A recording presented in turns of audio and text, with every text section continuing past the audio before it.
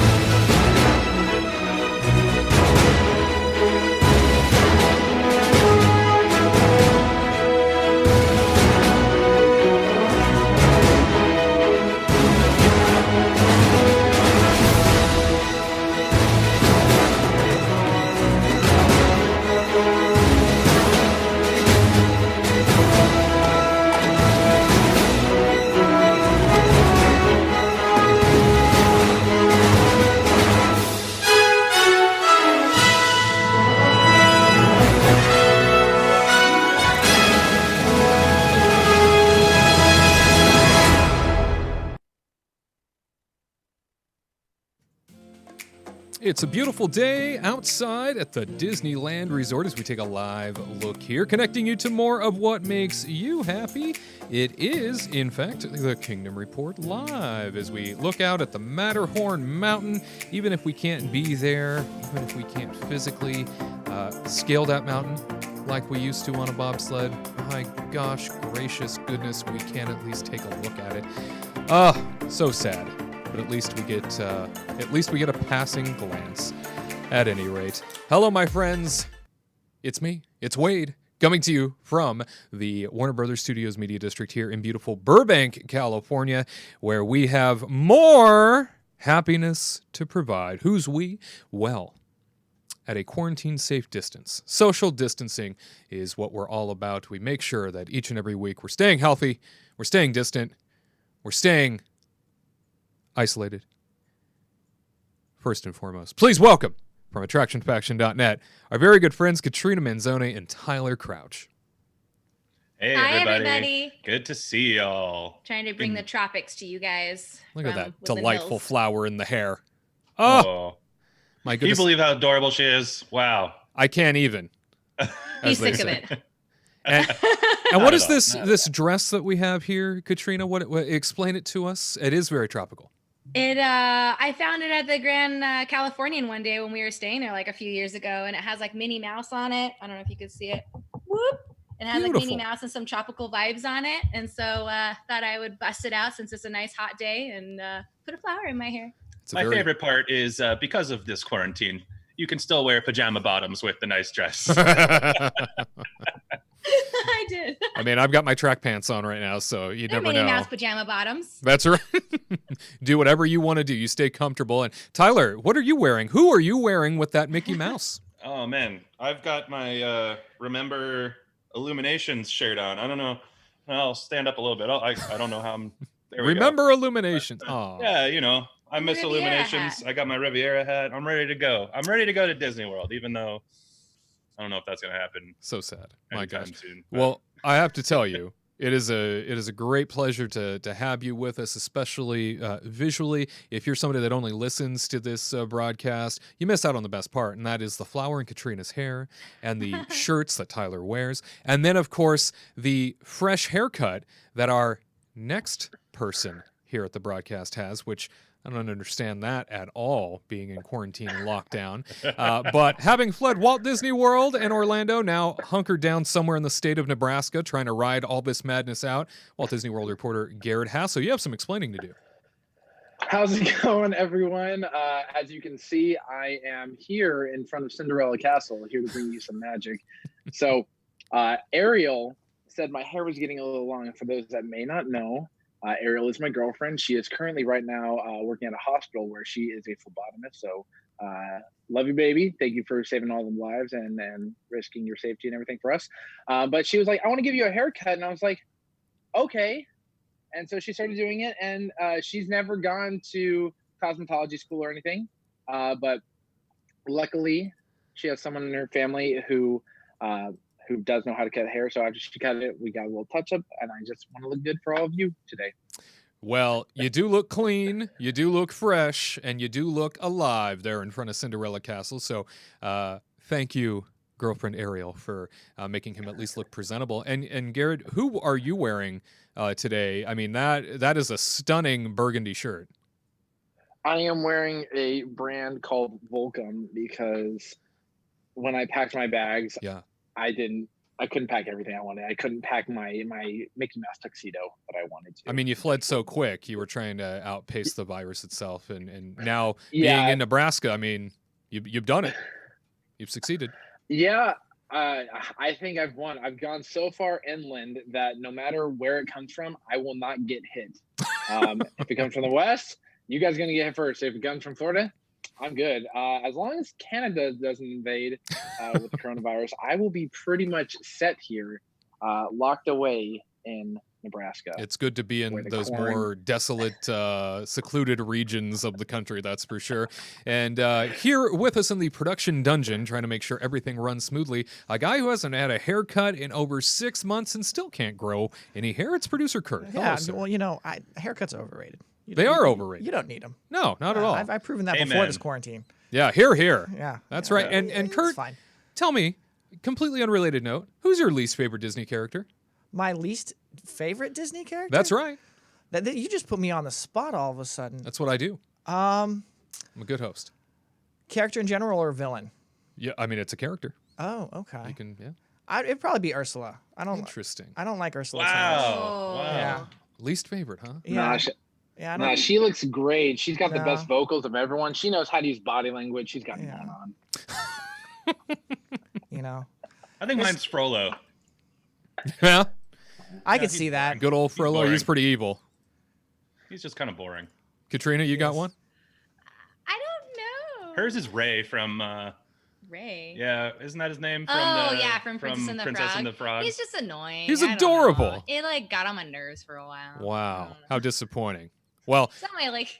he's a beautiful a beautiful little fly. He's got himself a big back porch, as he likes to say, that lights up for everybody. That firefly, and that you could say that about such an uneducated firefly. It's just like it's so hurtful. It's just such Tell a me about it. I have to live with her. What a life you lead. Well, it's great to have all of you with us. Wonderful to definitely be able to make contact with all of you as we have ourselves another Kingdom Report Live Saturday. So much to cover and get into today. Starting off with one of our stories of the week here, the Orange County Task Force in Orlando has established initial guidelines for Walt Disney World reopening. And this includes things like guest spacing, wiping vehicles, and the mayor even believes that a June reopening might be realistic for Walt Disney World. That's a big deal, especially as different parts of the country are grappling with this pandemic in different ways, and some states are ahead of others, and some states are trying to reopen while other states are saying no, we still have at least another month or two. We are still a ways away from a virus ever being a reality, as we continue to hear it might, or a vaccine, being a reality. And that may take up to a year, perhaps 8 months if we're, in a really good situation and, miracles happen. But at any rate, a place like Walt Disney World obviously has to have a lot of different ideas pumped into the way in which it reopens and operates moving forward. We may be in a situation, though, where Disney World reopens before the Disneyland Resort, as California continues to keep things very much locked down and continues to view things from a different perspective with our own local governments. But I know, Tyler and Katrina, you guys ended up moving one of your Disney World trips. Isn't that right? Yes. Yeah, we had to cancel it. We were supposed to go at the end of May, and then we fell into that category because we were supposed to arrive on the 23rd. Mm-hmm. So they canceled the reservation, Yeah. and then we couldn't make it. So hopefully in Thanksgiving. We had some Thanksgiving. fun stuff planned too. I know. Hopefully Thanksgiving, but It's hard to cancel, but California Grill Brunch. goodbye. Bye. We were gonna do a monorail crawl. Goodbye. Oh yeah, the monorail crawl. Yeah. Kind of forgot about that until we Yeah. thought about it today, and then we got super sad. Oh. I still need to cancel that. But Well, I'm glad to hear that you're at least planning for a trip a ways away. There's a lot of discussion right now as to how people are going to be invited back and what that looks like. Is it going to be Florida residents only? Is it going to be annual pass holders? That sort of thing. So let me put out a hypothetical here. If you guys were as part of like the annual pass holder base, which you are, if you were invited to be sort of that first wave of guests in as they test things out and as they sort of adjust. Is that something that you would feel comfortable doing if Disney World opens, say, before Disneyland? uh, in all honesty, it depends on what the rest of the world is kind of looking like, and I don't know. That is a tough question because right now, if they were to open, I would say no. You know what I mean? And even in June, I think I would say no. Because we still have to fly there too, so we don't know what the Yeah. flights are going to be like and all that It's stuff. a real kind of sketchy time, obviously, and you know, they're even canceling. They have their kind of after hours events that they do at Magic Kingdom and Epcot and things like that, and they're even canceling those for July right now. So I'm not really sure. You know, if the mayor says June, I'm not really sure if Disney is on the same page. It just seems like if they're canceling events in July, you know, that's not looking so good, I feel like. But I don't know, Wade, that's a really tough question because I think it really depends on just what the rest of the world is like, and I just don't see it getting that much better in the next couple months, unfortunately. And I know that we've spoken before about going back to Disney parks beyond COVID-19 and sort of experiencing the parks again, even in the short term after things reopen. And I know that both of you have displayed a lot of confidence in perhaps Disney over any sort of form of government because Disney's obviously going to make for certain that their locations, that their destinations are safe and places where people can visit without walking away ill or infected. And I don't know how a place like Disney World promises that. I'm sure there's certainly a lot more details to come as to how they're going to make all that happen. But I know that given the fact that they are probably looking for focus groups and looking for individuals to come in and be a part of sort of the test and adjust leading into a massive reopen, and there's many phases obviously that will go along with whether or not Disney World is going to be reopening based on what the Florida governor has put forward. But Gared, being a Florida resident and being somebody that this is your backyard, if you were invited, would you be part of that test and adjust group? Absolutely. I would love the opportunity to go and see what Walt Disney World is doing. I want to go for two reasons. One is for as an investigation. I just am really curious to see what will go on because Disney can put out what they're doing, but until you see firsthand what it is, and then I can share with everyone, I really would be interested in doing that because you can see pictures, but videos often tell a lot bigger story. But also, I really miss the parks, and like you said, it is my backyard, so I would love the chance to go back and see just what they're doing. Because in the report of the different phases, they would say cast members would wear masks, and I want to see like how serious are they cleaning and wiping down. But I would love that opportunity. I would love to go back to the parks. So Disney, if you're watching, send me an email and I'll be out there first thing. Just let me know. Well, very good. Yeah, it's certainly something that everybody is going to have to determine. Are you comfortable going back to a Disney park, especially in the midst of 2020? Like there's so many. I think you bring up a good point, Tyler, and that is all these unanswered questions, right? Things can still change pretty rapidly. Things can continue to be, accelerated in terms of people infected and maybe potentially even people passing away from this. And so there's so much, I think, still unknown. But some states are, much like Florida, moving forward in that capacity of, we're ahead of the curve and we're going to do our best to get places like Walt Disney World reopened. And I think I subscribe to that idea that much like you, Tyler and Katrina, if Disney World is going to reopen, they're probably going to do it with a lot of confidence that they're safe and they're a place that you can come to without worrying too much about walking away feeling all virus-like and uncomfortable. And like if you think about it, like they can't reopen and then have a bunch of people get sick, right? Because like more than like any legal action or whatever people would take against them, if you're hearing that people are going to Disney World and then getting sick, that's just going to make it even harder on them. So they have to be very sure that this is a safe time for them to open before they can do it, because they're not going to get people sick and then have everybody be like, hey, I just went to Disney World and I came back feeling like I'm dying, you know? So it's a tough spot for them, definitely. Absolutely so. And we did take a poll asking our Kingdom Report audience, is a place like Disney parks, whether this be Disneyland or Walt Disney World, once the parks reopen, will COVID-19 concerns stop you from visiting Disney parks in 2020? 26% of our audience said, I'll wait until 2021, whereas 74% said, I'll still visit in 2020. So I think that is pretty common across the board from what I've heard. People are willing to go still this year, probably based on a variety of factors and based on a lot of different variables, but definitely interesting to see those numbers there. And I think that as more and more of these phased openings happen, we'll get a much better idea as to what Disney World is going to do from a resort perspective. So from your hotels down to your, in-park experience and what they're going to require of guests. And, just imagine having to go through Walt Disney World in the middle of July wearing a mask around your face. That's tough. It's tough wearing anything in July, walking through Walt Disney World, but put a mask on your face and get all humid and disgusting in there. Just imagine the joy that will bring to a Disney trip. But you got to do what you got to do for the sake of health and safety. Moving along here. It appears that online check-in will now be required for future Walt Disney World Resort room reservations following COVID-19.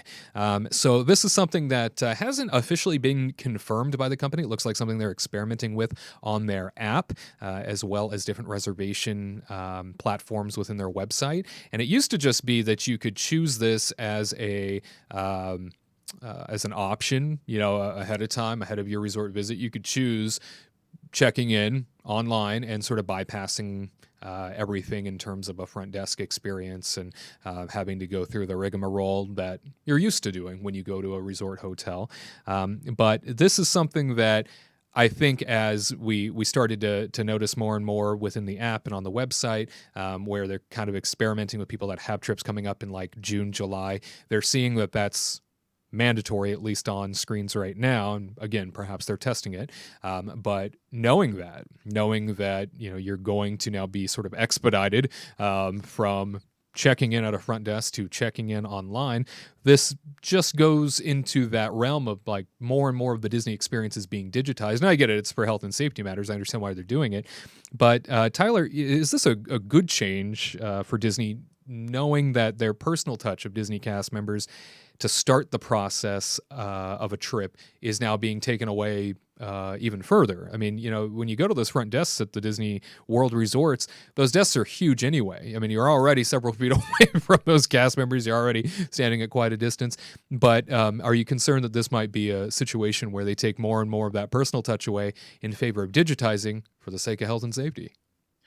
I mean, for me personally, I definitely prefer online check-in, and that's what we do pretty much every time we go, because it's nice to just have a text to your room, and you don't even have. I kind of don't, I don't really like going to the front desk, quite honestly. And yeah, you're right that you do get that first kind of personal touch when you go up to the front desk and everything, and say hello to your first cast member, but I quite honestly would rather kind of start my vacation off and go say hi to a cast member in a park, or, at some, at a, wherever I'm trying to have fun, So personally, I like online check-in, and like, especially if you're staying at a place like we've stayed at, Grand Destino a couple times. Mm-hmm. And man, every time we go to Grand Destino, that line is just so crazy long to check in. Like, and if I started off my vacation like that, I would be kind of irritated. So I actually think it's a good thing. And especially with these times, I think it's a great thing. So I'm not mad at that.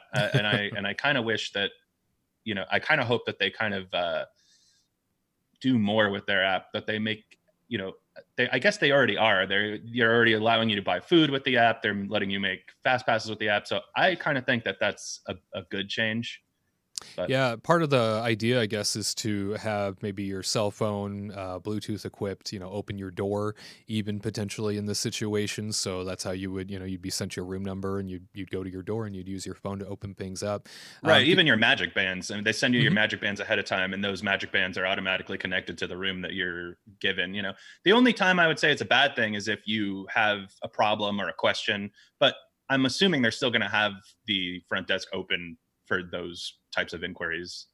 And I also find, Katrina, that a lot of times when I'm at a Disney resort, no matter what variation of resort, value, moderate, or deluxe, there always seems to be a long line waiting for the front desk. And maybe it's just me every time I'm at a hotel on Disney property, but there always seems to be a long line of people waiting to talk to somebody.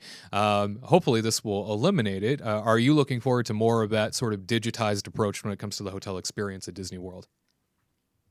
I'm looking forward to it. Like Tyler said, Grand Destino, every time we've walked in, it's always huge, that line. Like Art of Animation, like the value resorts they always have a long line. Sometimes usually like the higher end ones are not as bad of the line, but I just get worried with like tourists and stuff that don't really know, and they can't. Usually some people pick up their magic bands at the front desk when they check in, and then that's what they're excited about, is that first greeting of welcome, to like, let's say like the Polynesian, like welcome to the Polynesian, and then you get the lei on, and it's just like that one extra touch that makes it magical, and that's what I'm kind of sad to see go. But I think I've read that they're going to put magic bands in the room, so if you choose to get the magic bands sent to the hotel, they're going to put them in your room. But I don't know what they're going to do for people that the room's not ready and they arrive at the resort and now they have to talk to somebody anyway to get their magic bands, because they might be international or something. I don't know. And then I am curious about how they're going to be handling the magic bands when you enter into resorts. That's like another little thing in my thought. Usually when you enter in, they just want you to scan the magic band. So I wonder how they're going to do that from now on, entering into resorts. You mean like when you're driving in? Yeah, when you're driving into the resorts, they check your magic won't. band. And so I'm assuming they wouldn't change that. Yeah, I don't know. And then when you check in, a lot of tourists might not know you have to check in online or use your phone to even get in your room. Yeah. Sometimes I forget that I can use my phone. Definitely for those first-time visitors, especially, I think about them and that real struggle of, Disney World's already so overwhelming for a first-timer. Just imagine now, you're sort of forced into this digital, hey, check in. Yeah. Hey, this is where you order your food. Hey, this is how things happen, all on a screen. And I know, our culture is going more and more that direction anyway. But Gared, checking in digitally speaking, are you somebody that's comfortable as a former cast member? Are you comfortable with the idea of like losing that personal touch more and more? That's a great question and a tough one. I'm okay with it for the sake of health and personal safety. It does stink that you're not going to have someone at the front desk like John, who's been there for years, and you come back every year and you see John, he remembers you and your family. I like those personal touches that we spoke about last week, how the cast members just add a little bit of extra magic. But I'm just wondering, to what degree would they move these cast members? Like, would they reduce the role of front desk, like going from 6 agents to 3? Great point. But I'm okay with it for the sake of health and safety. I wonder if after this whole COVID-19 epidemic is over, like maybe in 2 years, if they will go back to the old ways where you can have the option of doing in person or you can do online. I'm wondering about that. But one thing I think that's good about this is when you last visited me in Walt Disney World, I remember we walked into your resort and we saw that there was a line of 20 people waiting to check in and there were only 2 agents there. And I think online check-ins can make this a lot easier because there's always a rush after 11 p.m. for whatever reason, because everyone are taking that last flight out. So I really, really wonder how the rush at the end could be handled. I like online. I'm going to miss that little person touch though. But if it's a line of 20, I don't want to talk to people because I'll just get more annoyed as the minutes go by that I haven't been checked in by an agent, because then they're like, oh, we can't find your room. And then it's dancing around versus the computer can usually search everything instantly. So I'll miss that personal touch, but online I think can make things a little bit simpler. Can certainly streamline things, absolutely. And I'm somebody that, as one of those more seasoned veterans that goes to a place like Disney World, I don't need to stop at the front desk. I don't need to go through the line waiting. And there has been many times where it's been upwards of 40 minutes at different points in the day of waiting for somebody that's available at the front desk just to check me in and just to get me sort of on my way, because maybe something was wrong in terms of online check-in, or it couldn't be done for some reason. So it would be nice for the sake of just removing more people out of those lobby queues, but I certainly don't want to see any cast members lose their job or be in sort of a lesser position because of this digitization. That's always something that has to be balanced out, and definitely don't want to see that happen. Moving on, we do have some interesting news coming out of Hong Kong Disneyland, where it appears they are now testing character dining for the first time since the COVID-19 mess has occurred. And something that's fascinating to me is just how they're doing this. So it looks like, according to everything that we have seen reported out of this experience at the Hong Kong Disneyland Hotel, that characters are a part of the experience still, but they are at a distance. They are socially distanced, if you will, and they are walking through the restaurant. They are stopping in sort of a general area and posing for photos, and then that's about it. And then they're moving on. I don't know how many times they appear throughout the meal, but that whole idea of like hugging, grabbing, posing with, playing with, dancing with, getting autographs from these characters, having them write out an autograph in front of you, might just be a thing of the past at this point, based on how they're starting to test this field and what we're seeing coming out of Hong Kong Disneyland. So Gared, tell me, as somebody that is a former entertainment cast member, I mean, this is something, character dining is something people pay an upcharge for. And so much of the benefit of character interaction is that embrace, is that autograph, and the individual interaction with you and your child. And from that entertainment perspective, how would a character sort of make that impact and experience worthwhile if they're standing 10 feet away in the middle of a dining room? Like, what would they be able to do to make that character dining experience worth it? So the entertainment department at Walt Disney World is a very treasured one. You've had the opportunity to work in there as well. So how often it comes down to the performer and just how that performer behaves. It really does stink, because I remember when I used to do dining shifts, how I would have a lot of fun, because you have to go really fast because you have to keep up with the tables and such. But it was always fun because it's like trying to put Fantasmic into a 1-minute interaction. And it's just a challenge, but it's a fun one.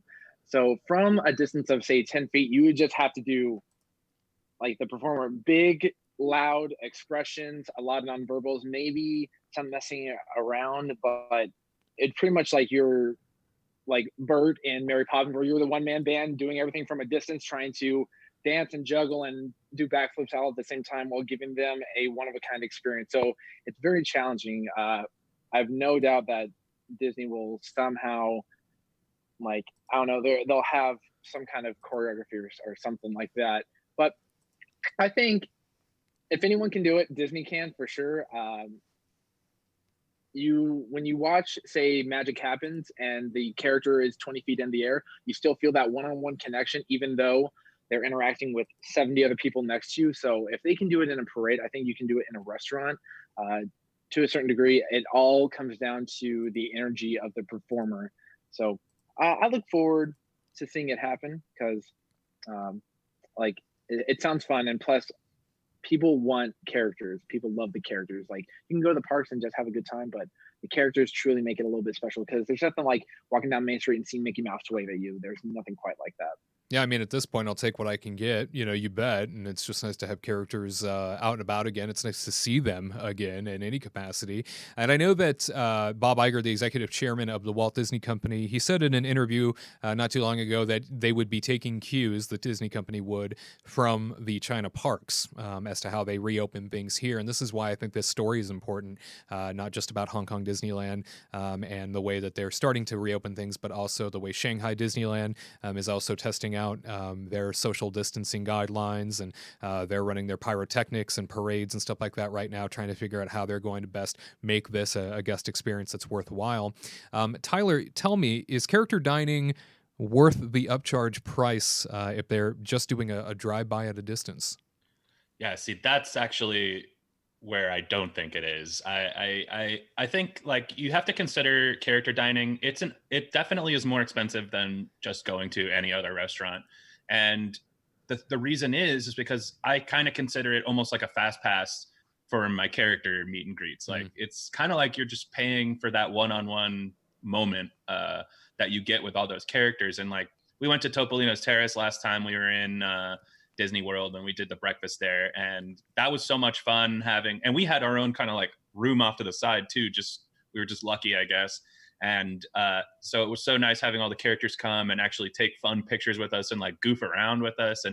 And I think it's nice that they're offering characters again, but at the same price that they would charge for that one-on-one time, I really don't think it's worth it personally, because again, we just had so many great memories from the little jokes and things that we did with these characters that can't even talk to us. That's a really great testament to these entertainers, because they can't even talk to us yet. We just have all these like funny moments that happened. And I just, without that, I just don't know, to me, if I would pay for those sorts of things. You feel the same way, Katrina? Yeah, I mean, I feel like it's really hard because I look back into like families that have never really got to see the characters. And like Tyler said, it's like a fast pass to meet characters, and they pay this extra money to go meet these characters and see their children experiences for the first time, and getting autographs and taking pictures and hugging Mickey Mouse for the first time. And that really breaks my heart that they can't do this. And I think of my niece and nephew when, it was a really busy day on around like a couple days after Christmas, and we went to Goofy's Kitchen at the Disneyland Hotel, and we couldn't see any of the characters in the parks because the lines were too long and it was a super hot day. And so I was like, oh, we're going to go to Goofy's Kitchen. Don't worry about it. And they had like the time of their lives. They jumped up, hugged Chip and Dale, got their autograph, and it just made their day. And now I think about these families for the first time trying to see these characters, and they can't even give them a hug and get this personal experience. And it's really sad. I mean, like, imagine having to explain to a very young child that they have to sit at their table and they can't go say hi to Mickey or Goofy or whoever. They have to just sit there and watch. I just feel like that would be a really tough thing for families with very young kids. Do you imagine a situation perhaps like, you think of Fort Wilderness Resort and the Hoop-Dee-Doo Review? Do you imagine a situation where character dining only takes that route of, characters on stage, maybe characters doing a show, and there being a dining experience? I mean, at least in that way, there's some additional entertainment value added, even if you can't necessarily give them that hug that you were looking for. You are getting something rather exclusive. You think maybe something like that could happen? It's kind of hard because even with Hoop-Dee-Doo, they get some personal experience in there. They go into the crowd, they have you, what's that thing, the washboard, and, they try to get you to participate, and they pull people on stage, and they're not going to be able to do that. So, it'll be like a country bear kind of thing, I guess. Just stay up in the thing. Even like party. Sorry, I didn't mean to interrupt. How dare you? Like, we, again, bringing up Topolino's Terrace, like they do when the characters come out in their waves, they do have a little show that they have this kind of Italian chef come on, even though it's at the Riviera. Don't get me started.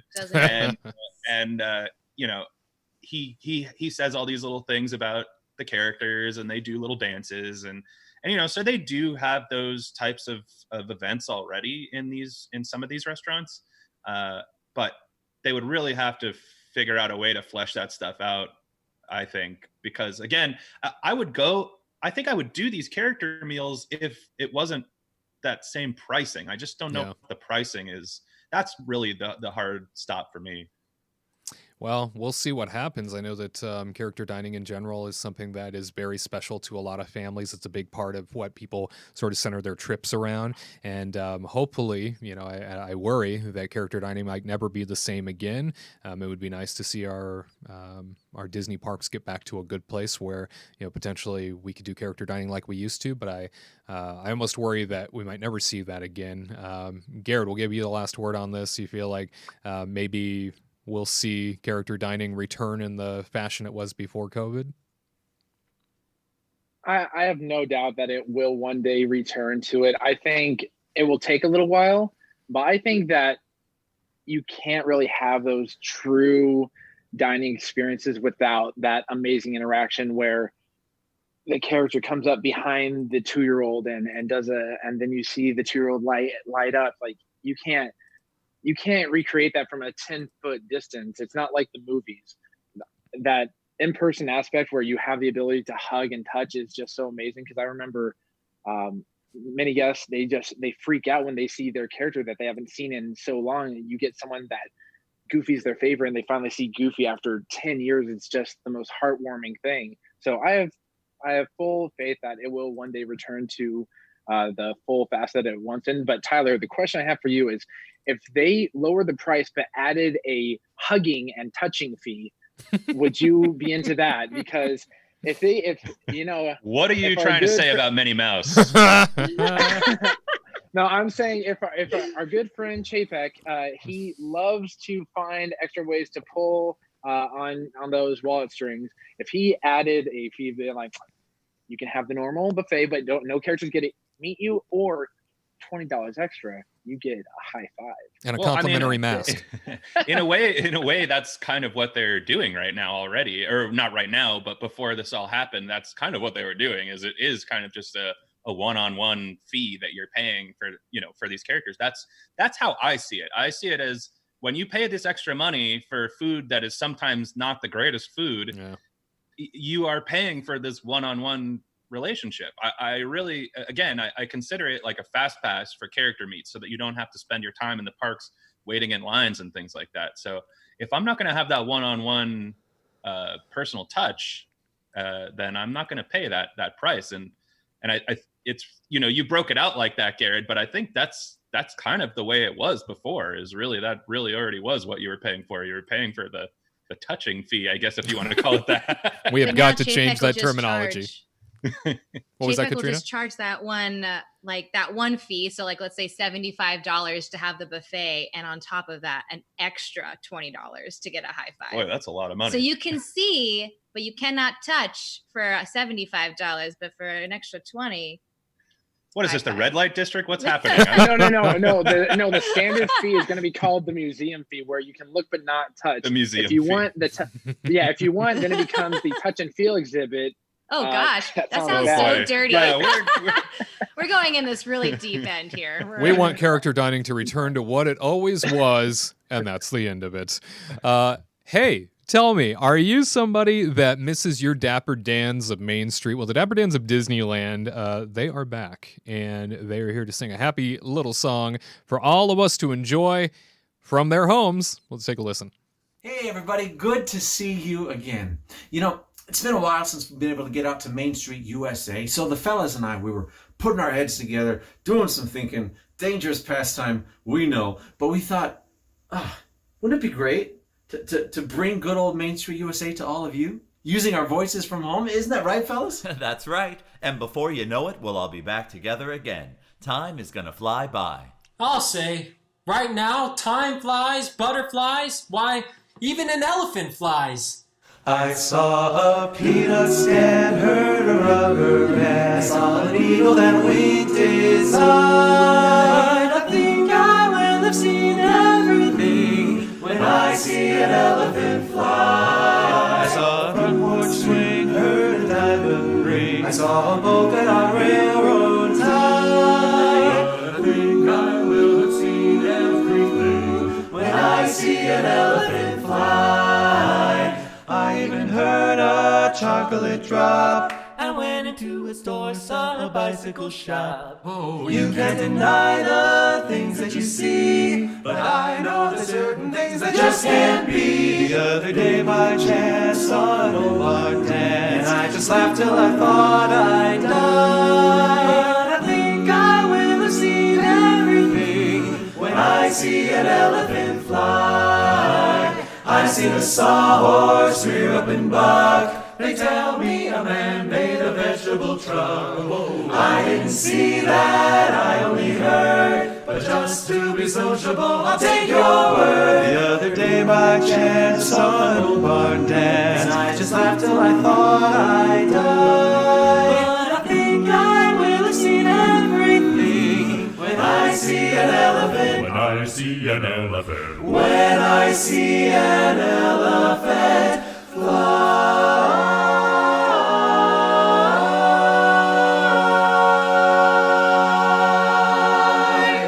Well, folks, hope you've been enjoying a little music from Main Street USA. I think we'd all like to say one thing before we go. See you real soon. And until then, oh, we'll sing you a little song, and it won't be very long, about so long, so long.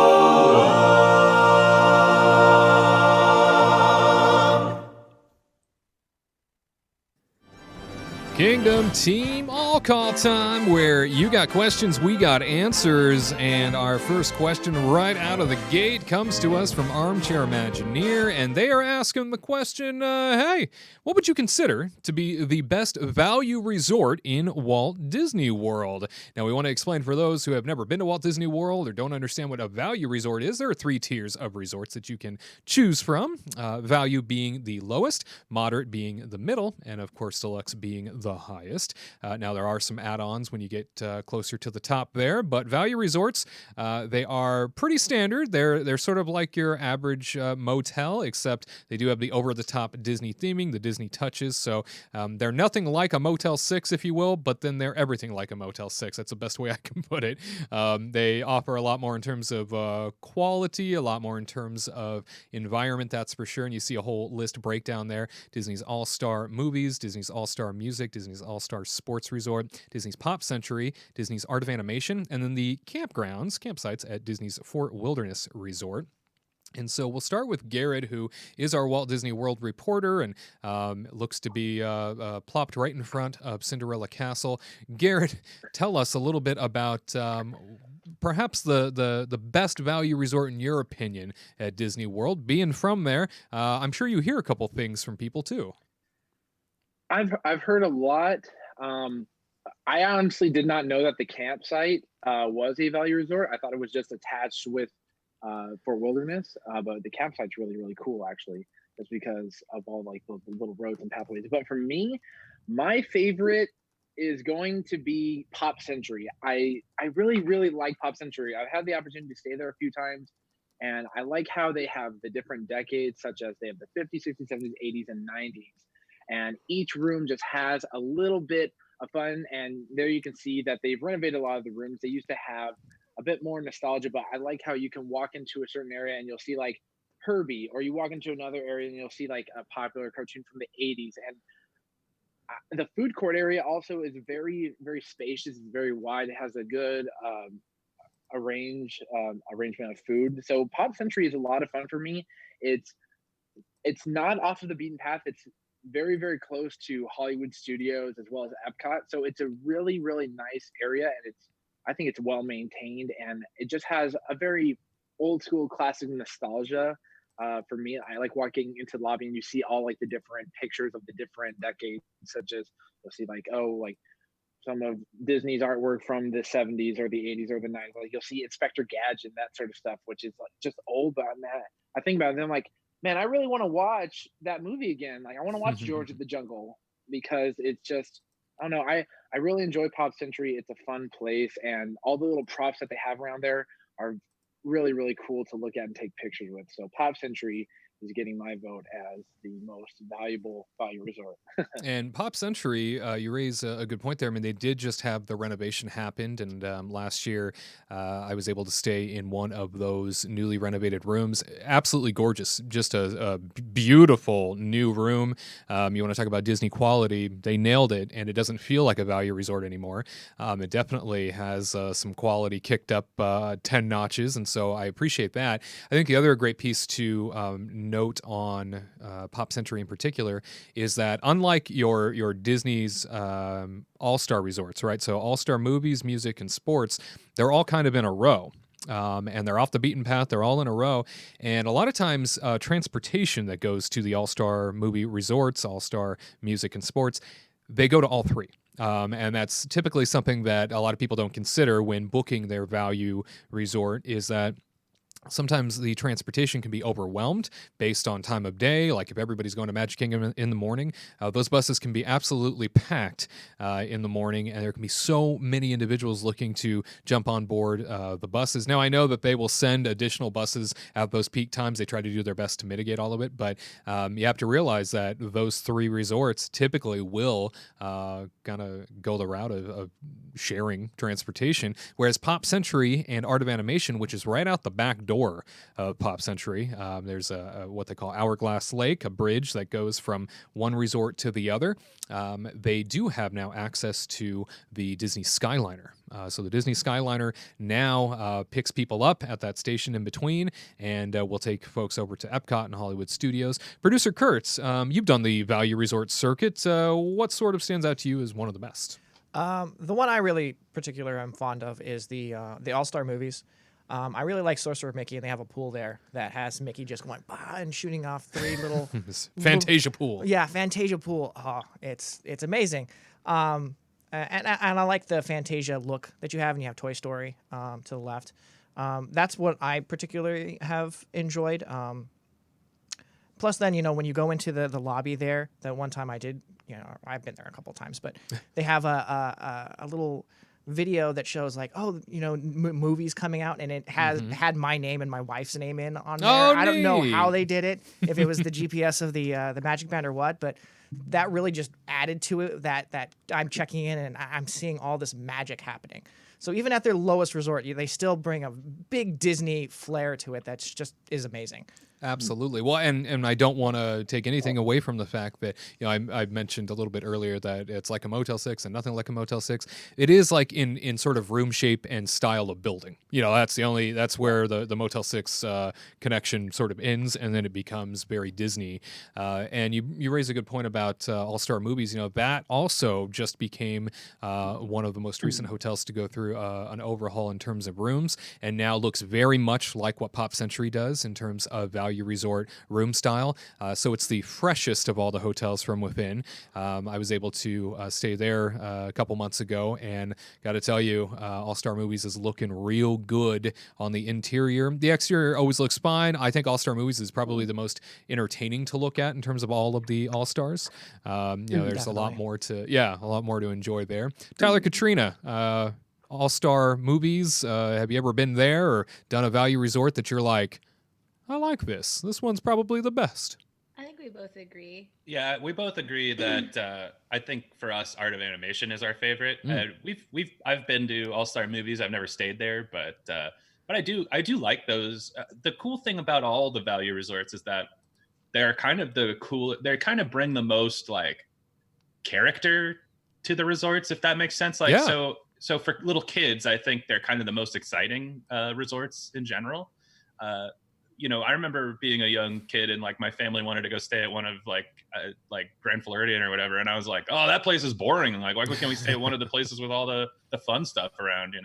So I could see kids being really into it, and for me, I like Art of Animation because it brings you kind of closer to a lot of the movies that have come out more recently. Like, they have the Little Mermaid section and Lion King and Finding Nemo, and sorry, they have like Lightning McQueen. Yeah, and that's the fun thing is there's a lot of cool little photo ops that you can take, and I mean all these kind of value hotels have cool little photo ops, but it's just fun to walk through and see like Timon and Pumbaa and Simba like up on a log, and you're just like walking through, and you feel like you're in these different sections, and And it's also the newest of all the resorts. Now I know that there are newer rooms at like All-Star Movies, like you mentioned. Those rooms are definitely newer, but the resort as a whole is the newest resort, and that Finding Nemo pool is really cool, and I don't know, I just like it. It just, there's something about it. It's got the biggest rooms too, so if you have like a big family that you're going with,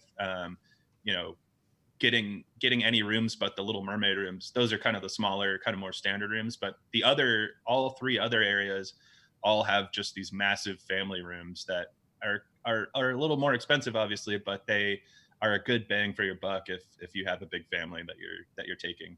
Do you have any? What do you like about Art of Animation? Thank you for asking. No, I what he said, it was really cool when we stayed there, and then you see Timon and Pumbaa and Simba walking on the log, and you're like, oh my God, I remember that scene. And then you just want to take a picture with it. And then you see this huge Lightning McQueen, and you're like, oh my gosh, like this is crazy.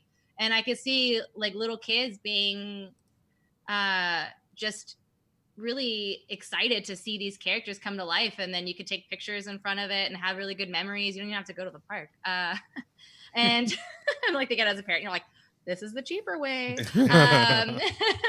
But, and then you have like the Skyliner, which is super nice. Cause I remember the buses, like you said, could be a little tedious, especially when in the morning, everybody wants to get to like Magic Kingdom and everybody's like just pushing in to get there. And it's really uncomfortable and it's not the best thing to do in the morning. But again, they have like really great food options over there. I still love their waffles because they're like unique. The waffles are not just like the normal Mickey Mouse waffles. They have like Simba, I think, or Nala, one of those. And then they had like Lightning McQueen. And it's just really cool to see something different and new.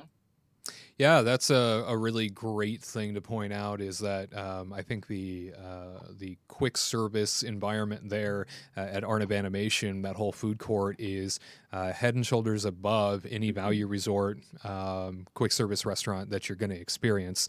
It's just in terms of quality, in terms of spacing, the way that it's laid out, because it is the newest of all the value resorts. I think you're absolutely right. I think that they made it the way that they took notes from the others and went, we need to do this a little bit differently next time because we keep getting bigger and we keep having more crowds. And Art of Animation, to your point, Tyler, is a place where the majority of the rooms are those family suites. So something to keep in mind is that, yeah, they are going to run you a little bit higher because they're suites for the most part. I think the Little Mermaid section is the only one that has those sort of single rooms, but the rest of the place is really dedicated to family suites. And it's like the 5-year-old me's dream of what going and staying at Disney World is going to be like. I remember my first trip there. I think it was the first year. My first trip to Art of Animation, rather, was the first year that it was open. And I stayed in the Cars suite. And it was so incredible. You're absolutely right. You can walk up to these sort of life-size characters, if you will, that are all laid out for you. And everything is so vibrant and fun and upbeat. And now knowing that the Skyliner station is right there, I think the Art of Animation definitely competes for top of the line when it comes to the best of the values. But I will say that if you're not somebody that needs the family suite, perhaps Pop Century is the better bet just for the sake of not needing the extra space. What were you going to say? Sure. I was also going to say that, just kind of to your point, that like it is fun. Like every single room is not every single room, but every like area of the resort is different. So, and you get to explore your room when you come in, and like when we stayed in the Little Mermaid room and stuff, it's like there's fish on the wall, and there's like the shower curtain had like Ariel on and stuff. So it's just fun to kind of go around each corner and be like, oh wow, what's in this room that's themed to Finding Nemo? I think that's really fun for the kids and the big kids as well. All the kids. Yeah. Absolutely. It's cool to have those value resorts hitting home for us, and some of the best there for you when it comes to what you can choose at Walt Disney World. We want to thank our dear friend Armchair Imagineer for sending in that question. All right, Daphne Osaka has a question for us. She says, which Walt Disney World restaurants are the most overrated in your opinion? This is something that's always a source of controversy because sometimes they are restaurants that everybody seems to love, but maybe not necessarily the most practical. We'll say that. Gared, our Walt Disney World reporter, what do you have in mind for overrated places in Disney World? Oh man, this has been a long time coming because, as you all know, I don't typically eat at Walt Disney World just because I live so close there. But I do have my most overrated ones. I'm going to go 3, 2, 1. So at the bottom, I think that the Rainforest Cafes and the T-Rex restaurants, since they are owned by the same company, I think those are really overrated because you get cheaply made food for a high price. You're paying for the environment that you're in when you can much rather go to honestly any other restaurant in Walt Disney World and get a better experience. Rather than going to T-Rex, you could probably go to Planet Hollywood and get similar food, similar experience, and honestly taste better. My next one up, Chef Mickey's at the Contemporary Resort. I know, shots fired. Chef Mickey's, while it's great that it's at that location because you're right next to the castle, you have the monorail. You have the monorail going overhead every 5 minutes. You've got loud noise. You've got the celebration going on, and there's just a lot of things going on. And that place echoes. And the food there, it's okay. It's a similar place as everyone else, but I think a better place to go if you want a character dining restaurant, go to Tusker House in Animal Kingdom, or go to Crystal Palace at Magic Kingdom. You get pretty much similar food, except you're already in the park. So most people go to Chef Mickey's because it's right next to the park, and then they can immediately beeline in. But Chef Mickey's just doesn't do it for me. Granted, I also used to work there, so I'm not like the biggest person biased for it. I am biased, but I have to have some bias. But the number one most overrated restaurant for Gared is, well, ironically, it's behind me. I'm going to say Cinderella's Royal Table because How dare you? as we've spoken about earlier, I know, I'm upsetting everyone. But as we said, when people do character dining, you're paying more because you're meeting the characters. You're doing pretty much a fast pass. If you are on the Disney dining plan, it costs 2 meals to eat at Cinderella's Royal Table as opposed to the one. Granted, you get to eat in the castle. I'm not saying it's not a cool experience. I'm just saying it's a little overrated. And it's cool to eat in the castle. I'd much rather pay 3 times the price to eat in the castle suite, but that's another story. But it's just the castle. It's cool, but you could meet the same princesses at Akershus in the Norway Pavilion in Epcot, where you meet, I believe, the same princesses, and then you can go around World Showcase and see the ones that you missed. It's cool to eat in the castle, but I've heard some terrible stories because when you check in, you get like a toy sword. I've heard stories where people are falling and getting stabbed with the toy swords and everything. And I don't know. I'd rather just go to Akershus in Norway. They are plastic. I don't think anyone's dying from this. I want to make it clear. They give out metal blades, but I think Akershus is just a much better bang for your buck, especially if you're on the Disney dining plan, which those who are going to Disney World on a budget will need, because if you just like spending 2 meals when it's usually one, that can be a high price hike for you if you're on a budget. So yeah, that's my list. Cinderella's Royal Table. That's the most overrated one at Walt Disney World. I don't tend to disagree that it is incredibly overrated. The price is astronomical. I will say that other than that initial experience, Gared, you're right, of like, wow, I'm in the castle, I'm eating in the castle. The experience had really become, pre-COVID at least, they would bring you in and they kind of like yelled at you the whole time because they have to. They have to raise their voice, they have to get loud for everybody to hear them. And so the cast members that are responsible for moving things along were basically shouting at everyone all the time. Which never came off right, no matter how nice they were trying to be. It always came off like you were being sort of lectured or yelled at. And then they really do shove you through the experience as fast as possible to get those tables turned over because it is such a hot ticket in Walt Disney World. Everybody wants to eat in the castle. So you're paying an astronomical amount with very little time to really engage your royalty that you're there to see. And before you know it, you're done and told, thanks for coming. And off you go. So it can be a bit of a challenge, especially if this is what you've centered your whole trip around. I would say if you want to do it once for the sake of saying you've done it and you got to experience it and it was, something you've always wanted to do. But I don't think this is something many people repeat all that often because it does have so many sort of negatives to it. Let's jump to you, Katrina. Overrated restaurants in Disney World. Oh, God. Okay, so get ready for people to hate me. I'm ready for the tomatoes. Okay, Hoop-de-Doo review.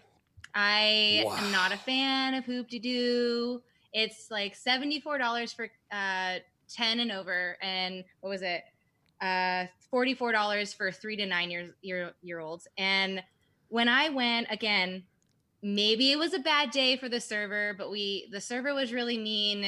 Tyler found hair in the salad. Ew. The guy was like, "What do you want me to do about it?" His exact words. What do you want me to do about it? And I was like, "Are you kidding?" And then so Tyler went to go try to find like a manager, because he wouldn't. Again, he was just not showing really like a lot of empathy. It was hard to find a manager. The show was starting. He missed part of it. And then it's a real big bummer too, because when we went with a big group, and they have the tables in like the worst positioning. So then it was Tyler and I's first time watching it, or I don't know. I don't think it was your first time. It was my first time. Oh, it was his first time. And we were facing away from the stage, and the people that we were with took the seats that were facing the stage. So then for me, it's just really annoying when I'm trying to turn around, trying to watch, and then I have to eat. And I just wasn't a big fan. And then on top of it, the food is like the same food as they have at Trails End, that's like next door. So you're just, I don't know. I'm not big on the whole like overeating buffet kind of thing. So when you get it, you pay that lump sum, and then you get wine, beer, and sangrias included, and soft drinks. And like I don't really eat a lot of barbecue, and it's like subpar barbecue, and they don't really give you mac and cheese unless you ask for it. So like Tyler was a little bummed out. Well, I didn't realize that I could ask for it. So we got to the end of the dinner, and then I was like, yeah, I wish we had mac and cheese. And our group was like, oh, you could have just asked for it. And I was like, oh, okay, well, too late now. I will say, positive note, they have really good gluten-free cornbread, which is really nice, but it was just really hard to get the server's attention so I could get more, because they only gave me like a little piece, and I wanted another one. And then his just attitude was just, I already feel weird asking for gluten-free stuff. So when I had to like kind of ask him off to the side, what can I do for gluten-free stuff? He like huffed, and he was just like, wow. And I just I felt really weird. It was just an act that he was trying to put on a character, but his character was not endearing. I just already feel bad, like, because I have to make people wait in my table for them to like go over this whole thing with me. And so, but the performers are great. It's not my thing. I would rather have a nice dinner and talk to the people that I'm with than sit there and then try to keep turning around watching a show, and then pray to God that they don't pick on me during the show.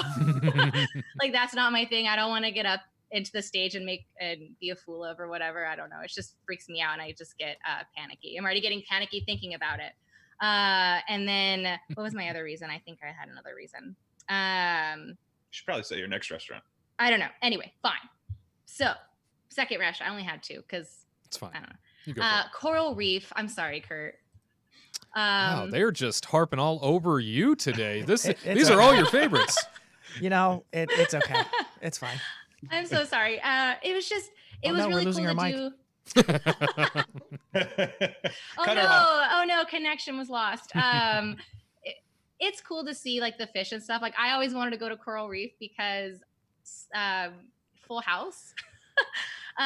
So like they ate at like the Coral Reef kind of thing when Jesse was like in the tank with Joey. Anyway, they did their radio show underwater. Super weird. Anyway, but I've always wanted to see it. It seemed really cool. I was like, oh man, we should totally eat there. We found a reservation, but then it just smelled like fish, and it was really off-putting, and the food was like meh, and it wasn't the best for the price that you paid. Yeah.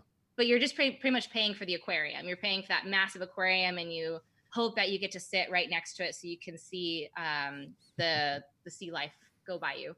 It's funny too. You're watching the things you're eating, basically. Yeah, you're like, this is delicious, and you're like, I'm eating. Is that your brother? So that's really. I didn't even think about that before. That's really morbid. Sad. That's really sad. But anyway, so those are my two.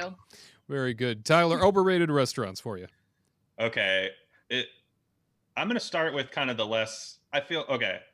Well, first of all, I'm going to go with STK.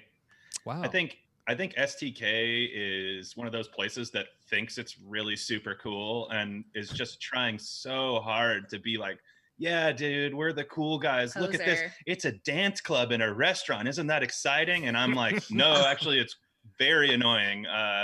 there's a DJ there the whole time who is like doing his little dancing and just like, and I even talked to the server one. I was like, is it always this loud in here? Because if you want to go have a conversation and a romantic dinner with somebody, don't expect to do it here. It's not going to happen because it's just so freaking loud that you can't even hear yourself think. And maybe I'm just an old man who's like, oh God, I you kids get off my lawn. But I just think it's trying so hard to be so cool that it really stumbles. And if you really want to go to a good steakhouse, go to a more classy place like Shula's over at like the Swan and Dolphin. I mean, I really think that there are better choices out there. You can go to Boathouse and get a steak. Yeah, Boathouse. Like, I just don't think the food, it's good. The food is fine, but it's just not. I don't want to put up with that dance club environment. And I might just not be the clientele they're looking for. I'm clearly not. So hey, Tyler, you seem like somebody who can bust a jig. Yeah, go ahead. No, what's up, Gared? I once walked in there just to check out the place because they had a special going on, and I went up to the bar to like look like at their happy hour menu.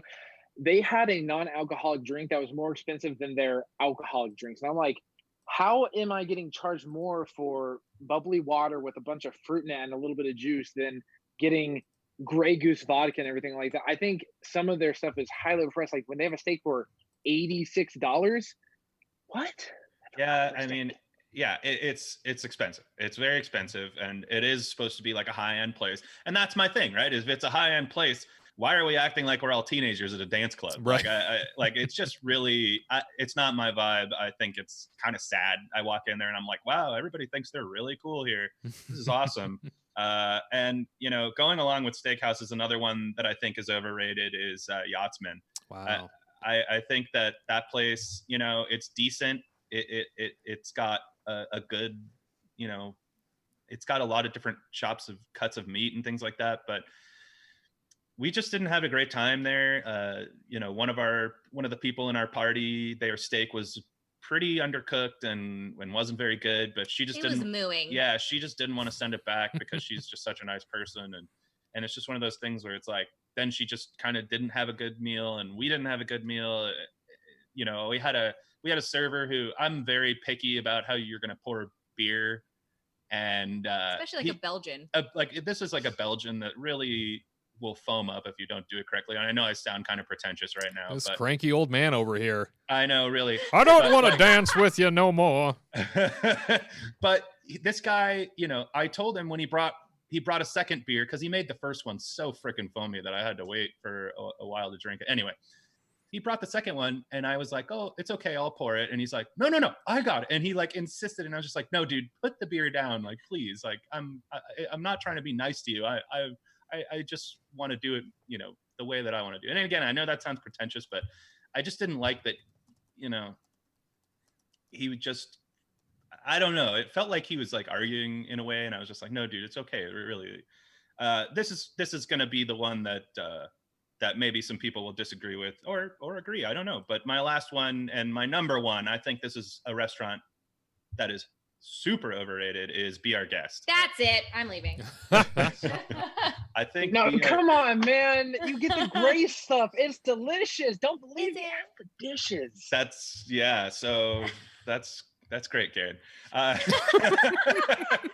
I just think, okay, first of all, if you're going to breakfast, it's way too expensive. It's really an expensive breakfast.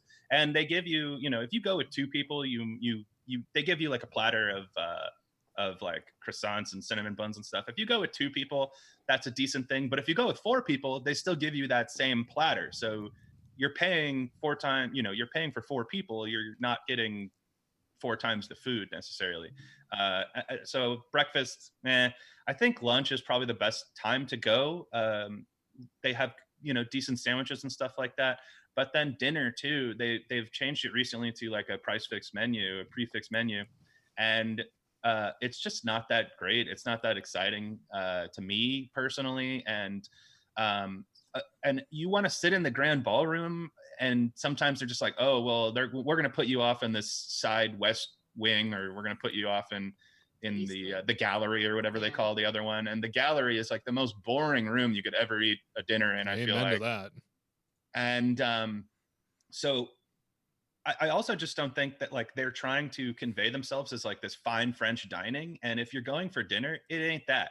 They're doing banquet food. That's what this place pumps out. It's banquet food, much like, much like Blue Bayou, which Blue Bayou has a couple meals that I like. But for this price and for how hard it is to get a reservation at this place, I just want people to realize that you're really not missing that much. There's plenty of great places to eat around Disney World, and so you're paying for the beast. Like you get your picture with the beast in the corridor, or in his like little study, and then the beast comes out every 15 minutes, every 30 minutes or so, and he makes this like grand entrance, and then everybody sees him. That's pretty much what you're paying for. You do get a cool picture with the beast, so that's always fun. We have a couple nice pictures with the beast, but I just feel like that place has really gone downhill over the years. So I think that's the most overrated restaurant in Disney World.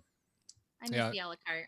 Sure gets a lot of negative reaction depending on who you talk to, and I know I was shoved into sort of that book room of a wing recently on one of my last trips, and I started to wonder as I sat there and I watched all of these sort of frazzled cast members who are bringing the banquet food to you. They're running around. It's so loud in this environment. It's so loud you can't even think.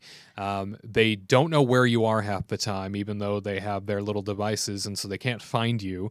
When they dropped off my food, they didn't ask if I needed anything. They didn't ask if there was anything that they should know about. It was just a here, and off they ran, and everybody in the environment couldn't even hear each other talk because it was so loud. And then the people around you are dealing with their screaming children and trying to get them to deal with their food because they can't hear each other. And I don't necessarily disagree that it might be one of the most overrated experiences. Tyler, you do it for the gram. That's what you do. You do it for Instagram. You do it for that Instagram. Good thing I don't really use Instagram too much. That chip cup is pretty darn cute. That's true. It's full of sweet chocolate. Yeah, I think my favorite time to go is during Christmas because they put up a nice Christmas tree, and they put, as Katrina has pointed out, they put the angel from Beauty and the Beast 2 on top of the Christmas tree. Oh yes, that's right. I don't know, whatever they call it, Enchanted Christmas. Anyway. And so she's on there, and they have snow falling outside. I think that is fun to do during a Christmas time, but again, if you don't get to sit in that ballroom, you're kind of missing out. Yeah, you're in the darkness, or you're in the library that time has forgotten. So great points, and really appreciate everybody's insight on the most overrated restaurants in Walt Disney World. Great question. And our final question comes to us from Jenny Vincent Mackey, who says, what do you think are some of the best things about Haunted Mansion at Disneyland? Gared Hassel, our Walt Disney World reporter, you're a fan of Disneyland. What are some of your favorite things about Haunted Mansion? It completely destroys Walt Disney World. I'm just going to say that outright. Walt Disney World is like shoved back into a corner, while the one at Disneyland, it is a landmark in New Orleans Square as you head into Critter Country. Two things I really love about it. I love how the stretching room actually stretches. It's an elevator, and that was because when they were building this, they needed to move guests underneath the Disneyland railroad tracks. And so that's why when it feels like it's stretching, it actually is, because you're actually going down in an elevator. It's really, really cool. I love that. And I think this is something anyone who's ever had the opportunity to go on it can agree. Haunted Mansion Holiday is just probably one of the best things ever. It is so beautiful. The Imagineers are so creative with it, where they add Nightmare Before Christmas. I go on that attraction 3 times, and at night it's even better because you've got the candles lit. It's eerie. It's got different music.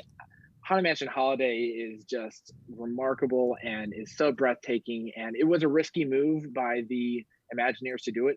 I'm so glad they did it, because every time I'm there during Halloween or Christmas, I have to go on it at least 2 to 3 times a day, just because you just can't get enough. The gingerbread house in the ballroom scene is just phenomenal. It's just so great, man. That Haunted Mansion Holiday rocks. It is a very special place. It's got a lot of great history sort of seeped into it, and was one of those last attractions that I know Walt Disney was a part of.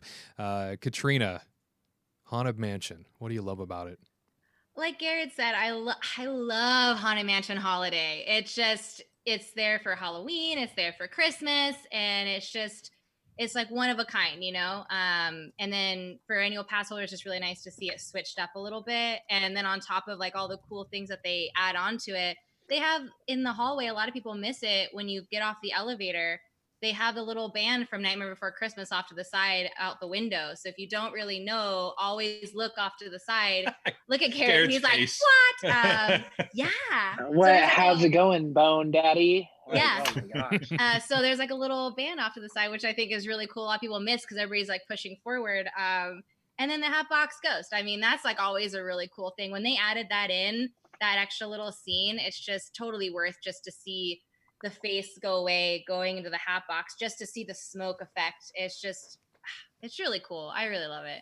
Yeah, that technology could be pumped in, the revival of that and make it even better, from when they apparently had the Hatbox Ghost way back when that nobody could seem to remember. That technology could catch up to it and be infused is so neat because it is one of the greatest effects of the entire attraction.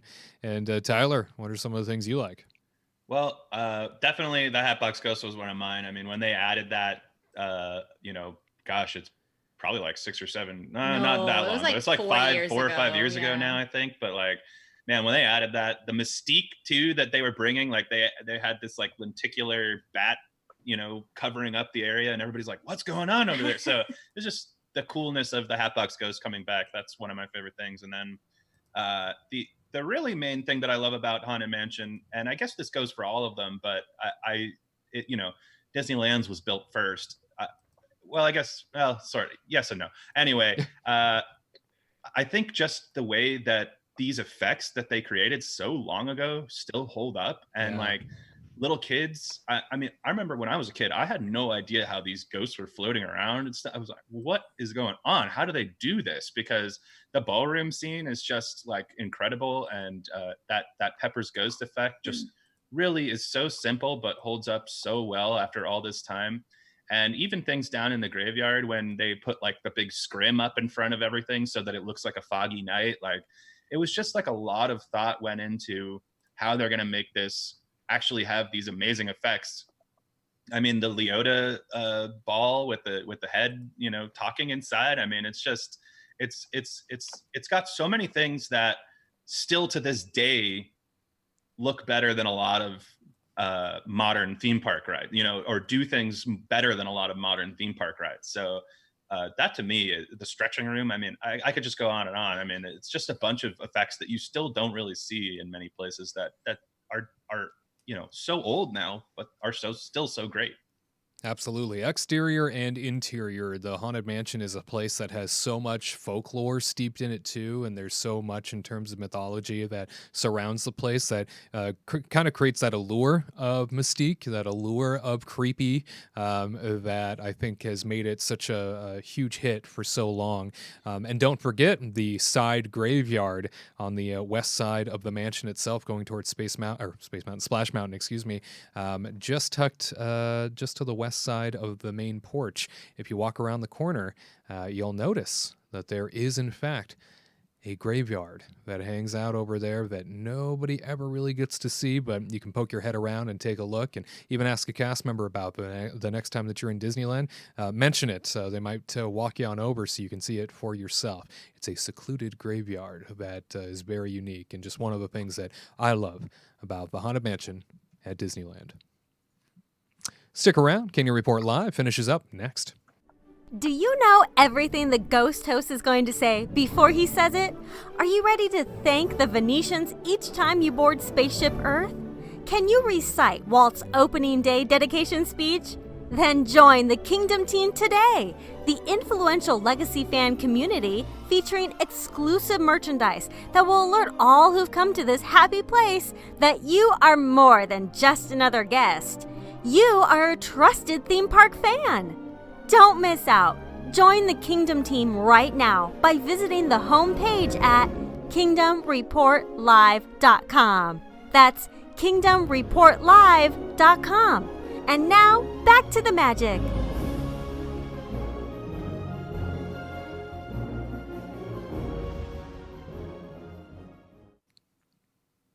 Well, I can't believe it, but that about wraps things up for us here. I hope you've had a lot of fun. We've covered quite a bit of ground. I want to thank you for your questions this week. If you're somebody that has some questions for us, send it on over to our social media accounts at Kingdom Report Live, or you can leave a comment at the Kingdom Report on YouTube. It's where we pull a lot of our questions from, or perhaps you can fill out the questionnaire form or email us over at kingdomreportlive.com, all places that you can participate in the conversation.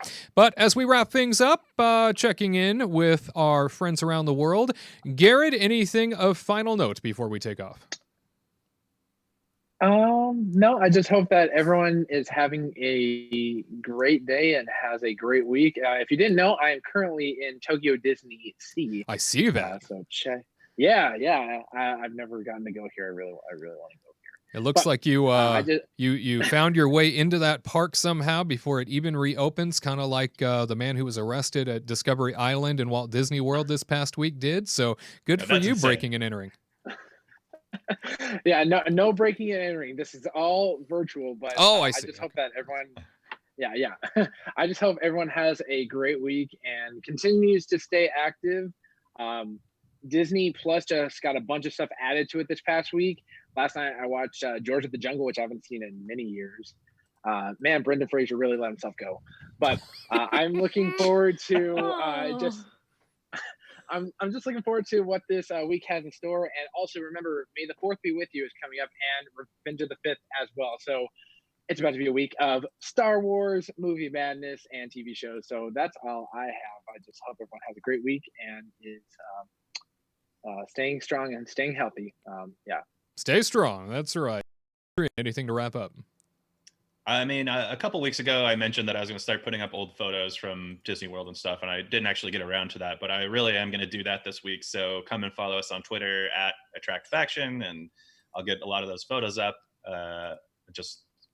I don't know, quarantine got away from me, I guess. But Animal Crossing. Too much Animal Crossing. That's right. Pretty much Animal Crossing. Yeah, that's the fault of Animal Crossing. None of my fault at all. Yeah. But it's been nice chatting with you all, and we miss you. I'm gonna be watching Star Wars, so I can go through all of them, so I can rewatch the last one that's gonna come out on the 4th on Disney Plus. Oh, that's what my life is like right now. Won't that be fun? Wow, it's great. I just finished. I went 4, 5, 6, 1, 2, 3. So I'm on number 1 now. I'm good for you. Menace. I'm not looking forward to it, but I'm gonna do it. Well, very nicely done, and may the force be with you, as they say. And before we jump away, we did hear that Gared Hassel has acquired like these Doctor Strange-like powers where he can open portals and jump through them, which is how he's been able to run around, it looks like, so quickly. And oh my, he just did it. Where did he go? And he's back. Look at that, just like Doctor Strange. Unreal. It's amazing. Wow. We'll call him Gared Strange. Unbelievable. Well, now we know. Now we know he's our superhero on staff, so we can always go to him if we ever have a superhero need. All right, my friends. Well, it has been a lot of fun. We will see you once again next week at 3 p.m. Eastern, 12 p.m. Pacific for an all-new Kingdom Report Live. And remember, the legacy of Walt Disney, well, it lives on because of people like you and me. We'll see you next time.